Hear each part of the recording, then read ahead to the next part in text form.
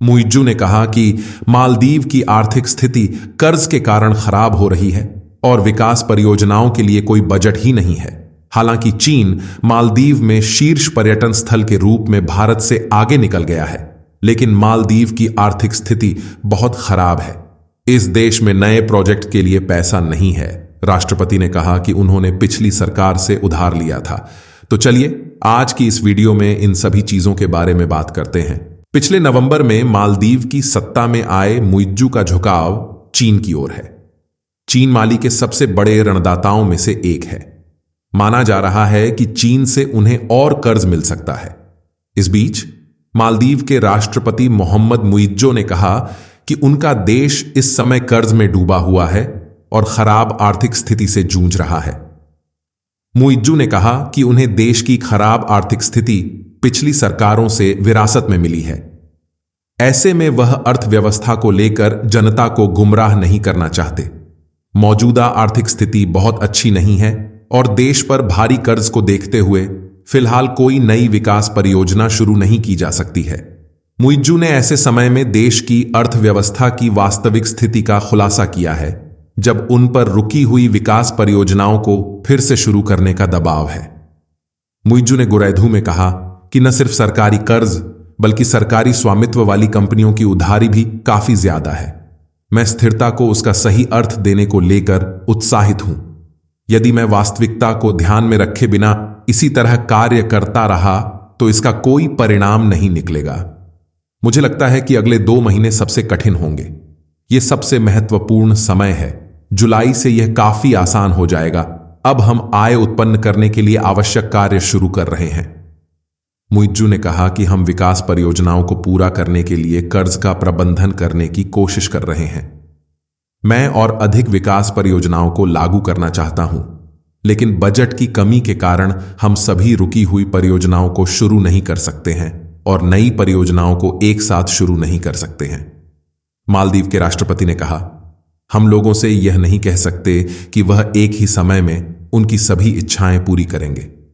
उच्चारण स्तर के कारण हमें कार्रवाई करनी होगी। हमने समस्या को हल करने के लिए कड़ी मेहनत करना शुरू कर दिया।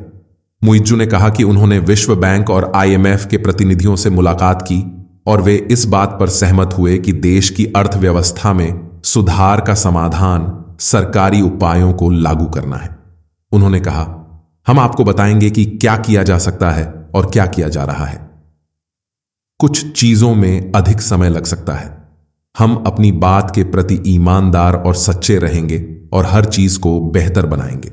लेकिन मालदीव पर्यटन मंत्रालय के अनुसार 2030 में द्वीप राष्ट्र में 17 मिलियन से अधिक पर्यटकों के आने की उम्मीद है। इनमें 2,09,198 भारतीय पर्यटक, 2,09,146 रूसी पर्यटक और 1,87,118 चीनी पर्यटक शामिल हैं। चीन भारत को पछाड़कर मालदीव में सबसे अधिक पर्यटकों वाला देश बन गया है।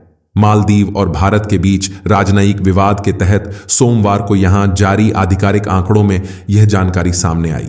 मालदीव पर्यटन मंत्रालय के आधिकारिक आंकड़ों के अनुसार 4 फरवरी 2024 तक 11.2% और 23,972 पर्यटकों की हिस्सेदारी के साथ चीन पहले स्थान पर है।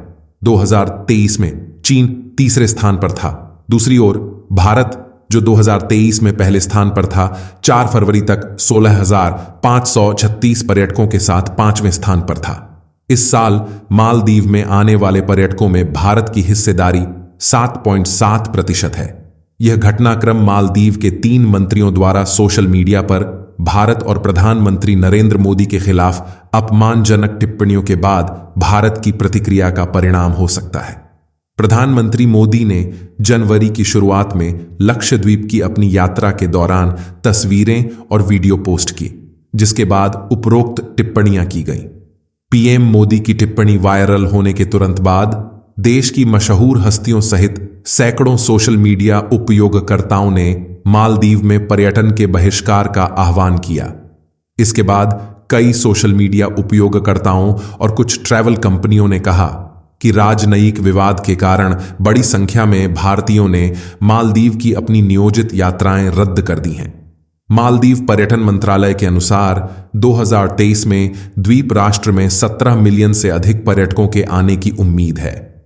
इनमें 2,09,198 भारतीय पर्यटक, 2,09,146 रूसी पर्यटक और 1,87,118 चीनी पर्यटक शामिल हैं। अगर आपको वीडियो अच्छी लगी तो कमेंट में जरूर बताएं और चैनल को भूल न जाओ। इसलिए चैनल को सब्सक्राइब जरूर करें।